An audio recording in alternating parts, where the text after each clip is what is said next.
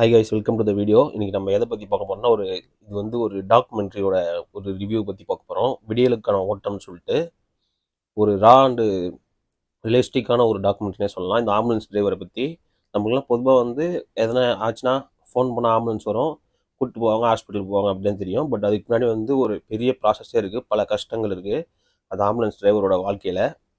அவங்க அங்கேருந்து அந்த டைமுக்கு எதுவுமே சேர்க்கறதுக்குள்ளே எவ்வளோ போராடுறாங்க, எவ்வளோ இடர்களை சந்திக்கிறாங்க அப்படின்னு சொல்லிட்டு ரொம்ப ரா அண்ட் ரியலிஸ்டிக்காக பல ஆம்புலன்ஸ் டிரைவருங்களே இதில் வந்து பேசியிருப்பாங்க.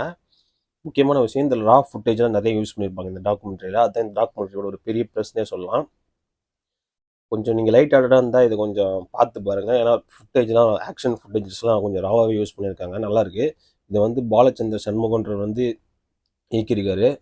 இந்த டாக்குமெண்ட்ரி வந்து ரொம்ப ஒரு ரியலிசத்துக்கு கிட்ட கொண்டு போய் இயக்கியிருக்காரு.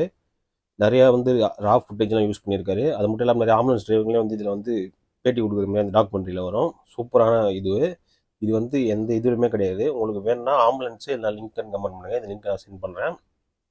இந்த டேரக்டரோட ஐடி வந்து இங்கே கொலாபில் இருக்கும். அவர்கிட்ட போய் கேட்டாலும் அவர் சென்ட் பண்ணுவார். பார்த்துட்டு அவருக்கு எல்லாருக்கும் சப்போர்ட் பண்ணுங்கள்.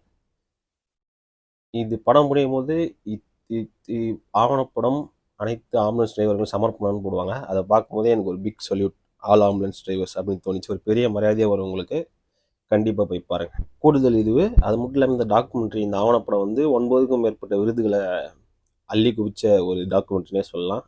கண்டிப்பாக போய் பாருங்கள். தரமான ஒரு டாக்குமெண்ட்ரி.